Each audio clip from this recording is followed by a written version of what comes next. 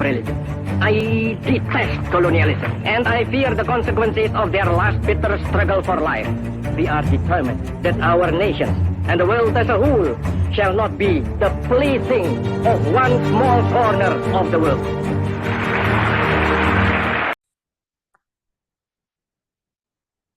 Assalamualaikum warahmatullahi wabarakatuh. Selamat malam, salam sejahtera untuk kita semua. Alhamdulillah wa syukurillah. Allahumma sholli ala sayyidina Muhammad wa ala ali sayyidina Muhammad. Oke, sudah lama saya tidak mengupload atau mengunggah video. Ya, mohon maaf karena kemarin-kemarin terkendala kegiatan-kegiatan yang memang sifatnya belum bisa ditinggalkan. Nah, malam ini kita atau kami atau saya akan mencoba membahas mengenai salah satu tulisan dari Pak Witkiangi ya, yang ada hubungannya dengan video di depan pidato Bung Karno ya. Jadi Bung Karno itu pidato seperti itu, beliau sudah menyadari bahwa penjajahan itu belum selesai ya.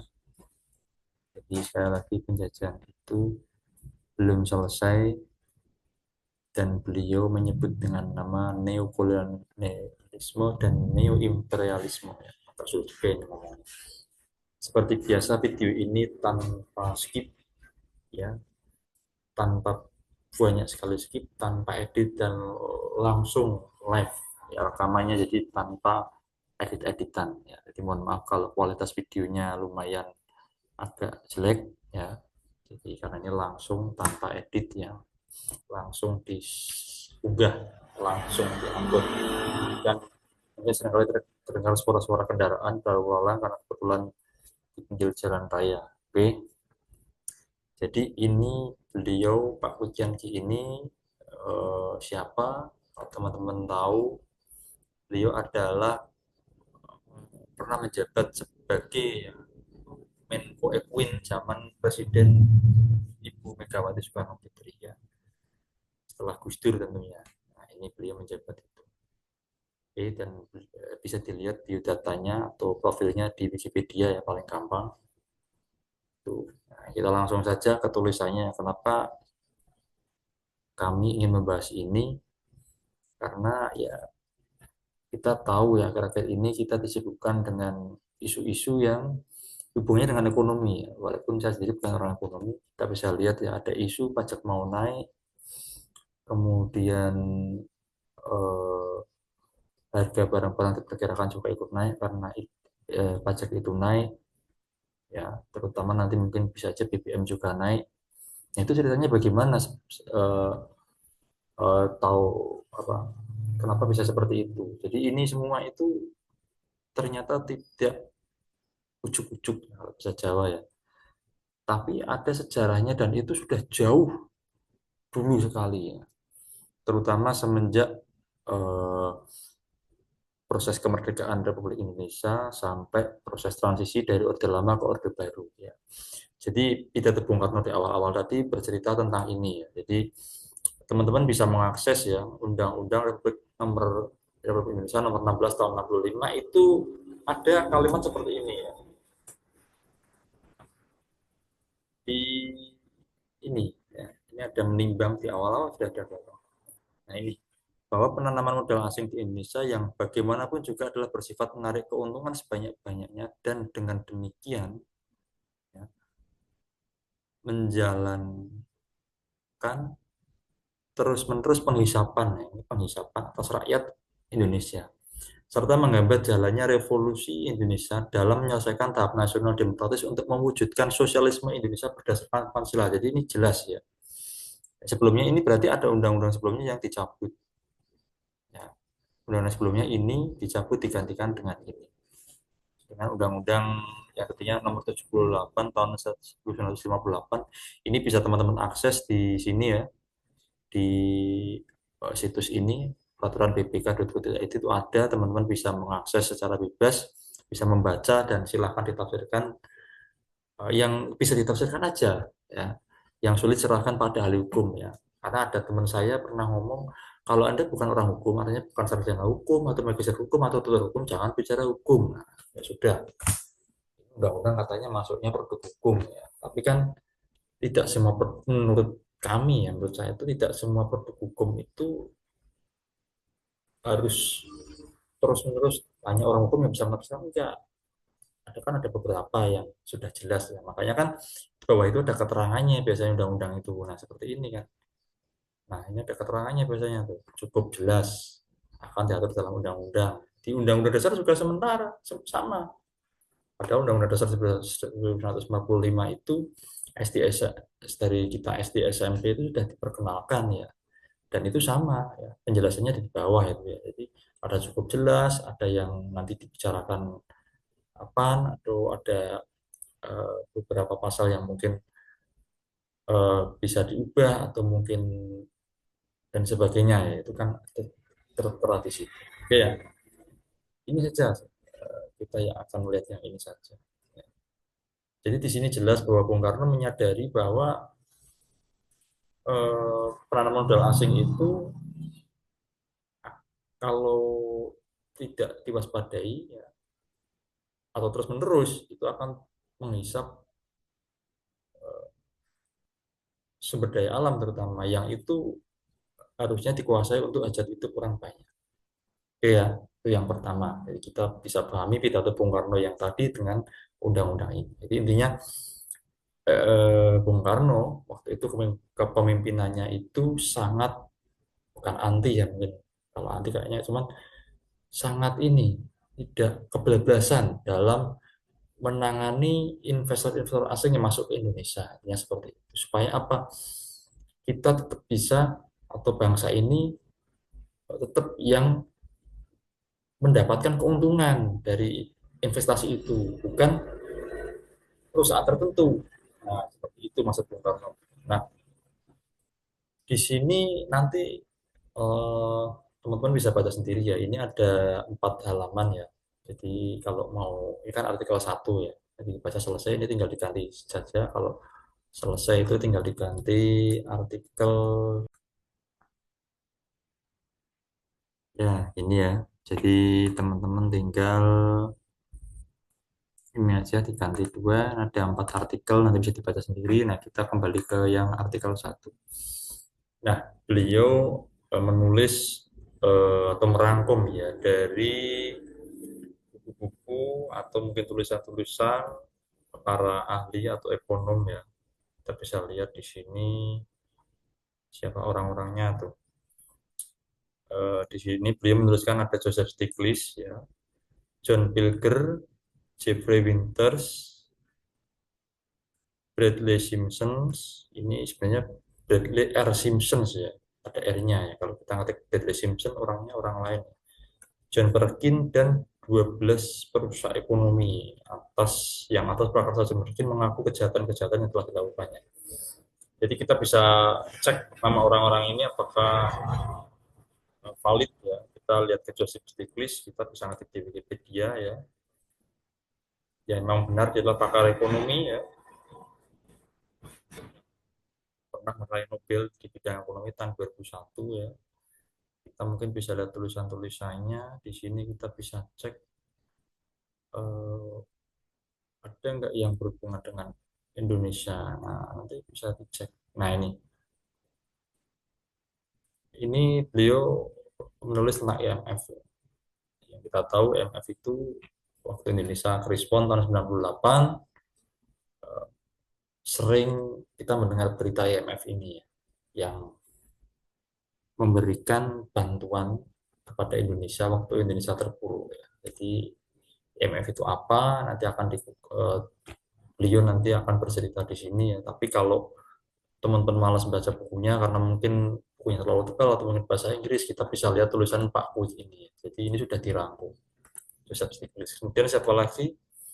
John Pilger ya. John Pilger ini seorang jurnalis, penulis ya, dan filmmaker. Ya ada nggak yang berhubungan dengan Indonesia ya?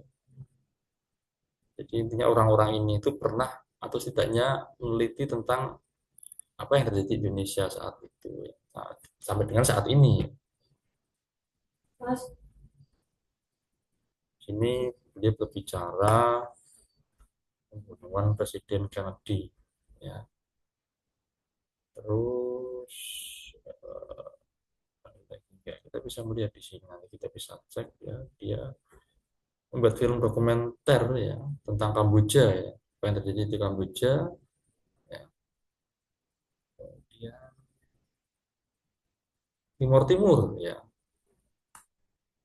Nah, ini juga ada ya, di tahun 1945 itu apa yang terjadi ya waktu invasi Indonesia ke Timur Timur itu, ada dokumentarnya dia juga membuat itu. Kemudian termasuk apa ini, Palestina ya, kalau itu juga ada. Jadi teman-teman kalau ingin menjadikan ini sebagai referensi film dokumenter bisa dilihat ya. Jadi beliau ini sering membuat film-film mengenai film dokumenter ya, mengenai sejarah suatu negara atau apa yang terjadi di negara tersebut. Kita bisa cek di sini ya. Nah, ini ada hubungannya dengan Indonesia ternyata ya. Yaitu Timur Timur, kemudian Kamboja ya, Vietnam ya. Nampaknya eh, beliau sampai ke Asia Tenggara. Kemudian saya itu siapa lagi? Jeffrey Winters. Siapa itu Jeffrey Winters? Ilmuwan politik khusus mempelajari studi oligarki. Nah, dia telah banyak menulis tentang Indonesia dan oligarki di Amerika Serikat. Nah, bisa dilihat ya. Oke, nanti kita bisa, teman-teman bisa cek ya, bukunya supaya ada sinkronisasi ya, antara tulisan Pak Put dengan apa yang sudah pernah ditulis atau diteliti oleh orang-orang yang ada disebut di sini ya. Kemudian Bradley Simpson, saya nyari di Wikipedia nggak ada, sulit ya. Ternyata namanya Simpson Bradley R, berarti Bradley R. Simpson ya. Dia ternyata menulis buku tentang ekonomi with guns, Amerika Serikat, CIA, dan munculnya pembangunan otoriter rezim Orde Baru. Ini jelas berhubungan dengan Indonesia ya. Bisa dijadikan referensi juga. Saya coba download, eh, belum ketemu ya, tapi nggak apa-apa lah. Karena Pak Kwik sudah menjelaskan dengan sangat baik ya, sangat jelas. Yang terakhir di sini disebut adalah John Perkins. Nah, ini John Perkins ini siapa? Mungkin kalau disebut terakhir itu biasanya pentolannya. Buku yang terakhir adalah Confession of an Economic Hitman. Ini saya sudah pernah baca sedikit ya. Intinya bagaimana eh, negara itu membuat negara jatuh ke lembah hutang sehingga negara tersebut akan menjadikan bergantung kepada hutang dan akan patuh terhadap yang menghutangi. Nah, di Wikipedia kayaknya sangat detail ini ya, walaupun nggak begitu banyak menyebut ya. Ibaratnya ini dulu dia menyebutnya ekonomi hitman ya. Jadi kayak apa ya, orang yang sudah tobat dari kejahatannya kemudian dia tulis buku untuk mengingatkan negara-negara supaya tidak terjebak dalam jebakan ekonomi hitman. Ya, tentunya di mana negara itu akan terjebak kepada ya utang yang istilahnya gali lubang tutup lubang kalau istilahnya Pak. Nanti teman-teman bisa baca sendiri atau kalau tidak malas baca ya, di video setelah ini akan ada video rangkuman eh, pernyataan Pak Kwik waktu menjadi apa ya, narasumber di salah satu TV nasional. Udah lama sebenarnya, tapi nanti coba saya rangkumkan dan saya satukan dengan video. Oke, saya di sini nggak akan bahas sampai selesai, takutnya malah ngantuk. Tapi ini yang disampaikan, jadi bisa saya sampaikan. Jadi dan sumber-sumber juga sudah saya sampaikan semua dari mana. Intinya kejadian sekarang di Indonesia ini itu tetap ada hubungannya dengan masa lampau, terutama semenjak pasca kemerdekaan dan masuk dari Orde Lama ke Orde Baru. Semoga bermanfaat. eh, mohon maaf bila ada salah kata, karena sekali lagi video ini bukan editan ya, atau tidak banyak editan maksudnya ya. Ini benar-benar live dan langsung diunggah gitu. Selamat malam, salam sejahtera, assalamualaikum warahmatullahi wabarakatuh.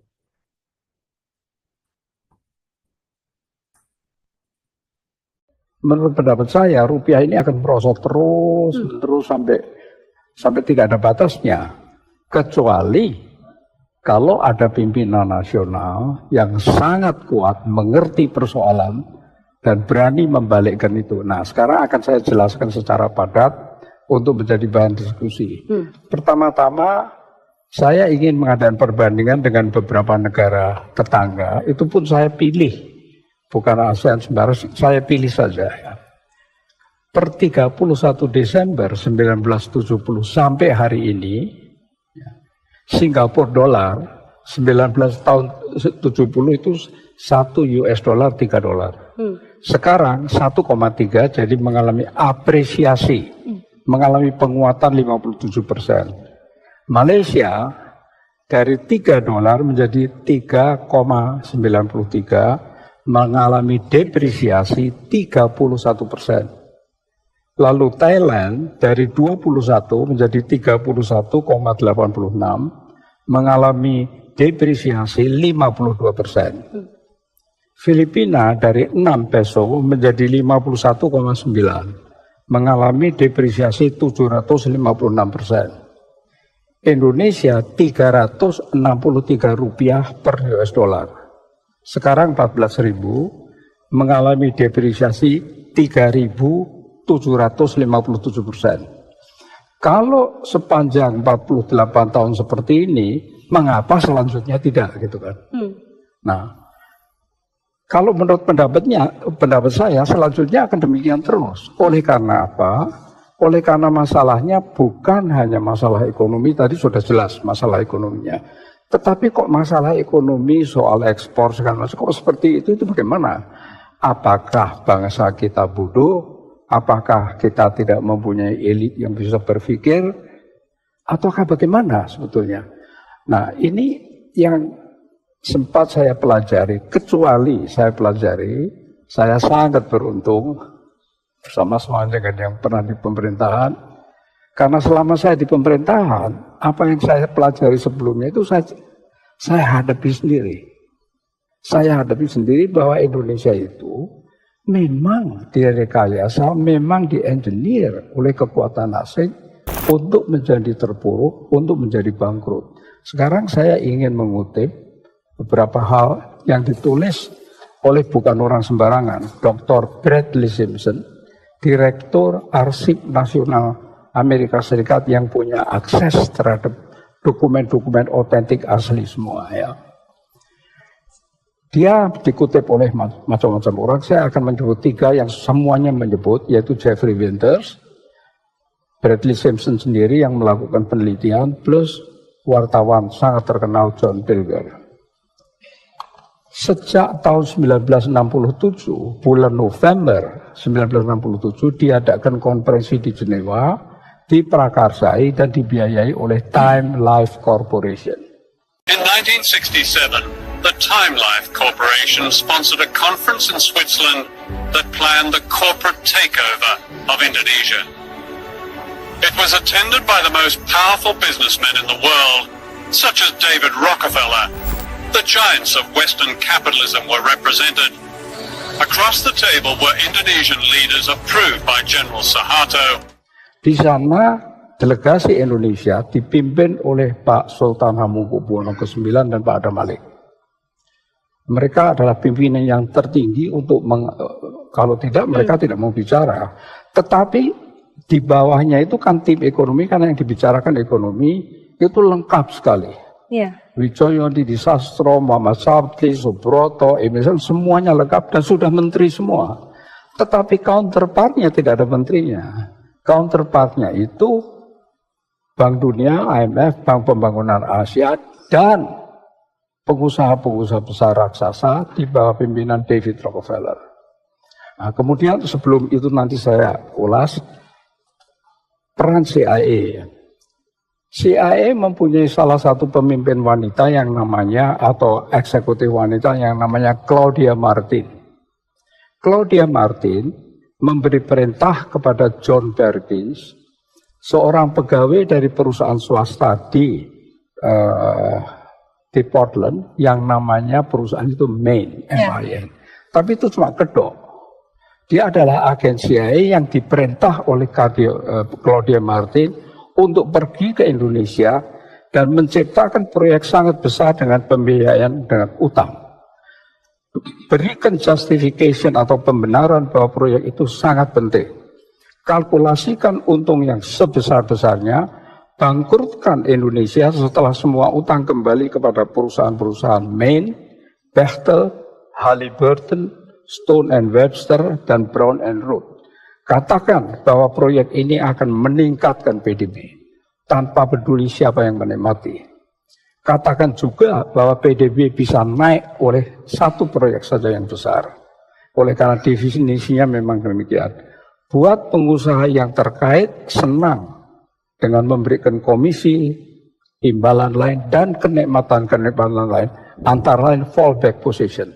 Kalau kesulitan di Indonesia akan ditampung di IMF, World Bank, dan sudah ada buktinya kan. Ya. Nah kalau utang menjadi permanen dengan cari lubang tutup lubang, Indonesia akan menjadi target yang empuk kalau Amerika Serikat membutuhkan favors, termasuk basis-basis militer, suara PBB atau akses pada minyak, dan sumber daya alam lainnya. Yang mengatakan ini semua bukan saya. Yang mengatakan ini John Perkins dalam bukunya The Confessions of an Economic Hitman, ditambah Brad Simpson segala macam. Maka kenyataannya apa? Kenyataannya sejak itu terjadi hal yang sangat aneh. Bagaimana ekonom-ekonom yang begitu hebat bisa melakukan hal-hal seperti ini sejak 67, ya. Utang itu tidak disebut loan, akan tetapi disebut bantuan, aid. Ya. Utang di dalam APBN tidak disebut utang luar negeri, tapi disebut pemasukan pembangunan.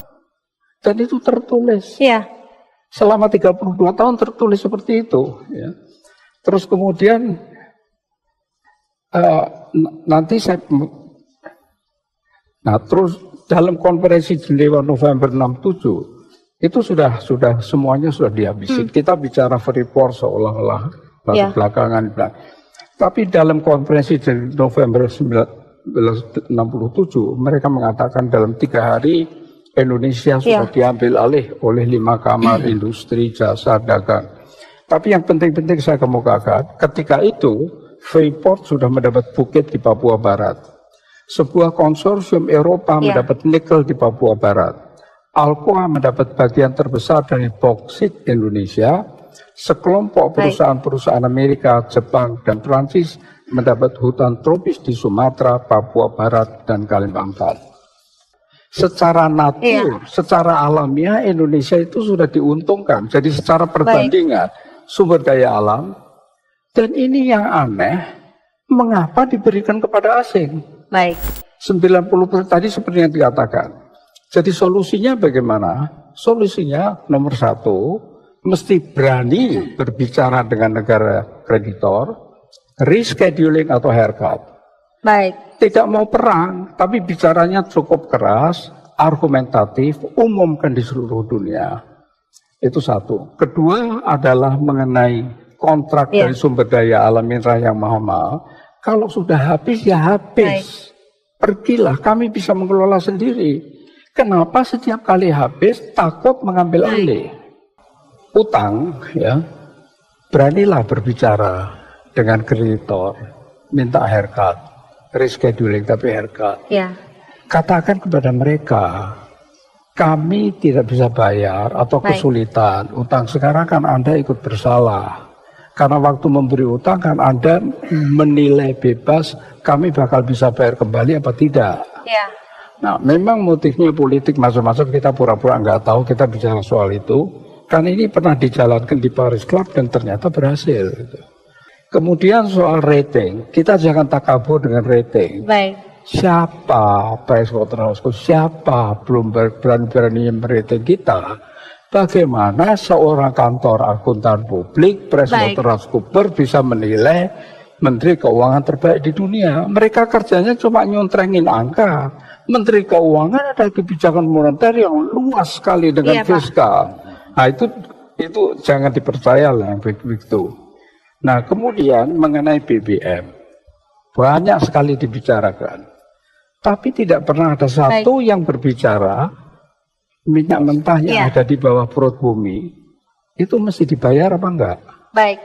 Lah kalau mesti dibayar, yang membayar siapa dan dengan harga berapa? Kalau itu diperhitungkan, walaupun sudah net importer, ya kan kita masih punya. Pak. Totalnya pemasukan uang dan pengeluaran uang itu plus apa minus. Tetapi sampai saat ini tolong Pak Iskandar. Singkat Pak Quick.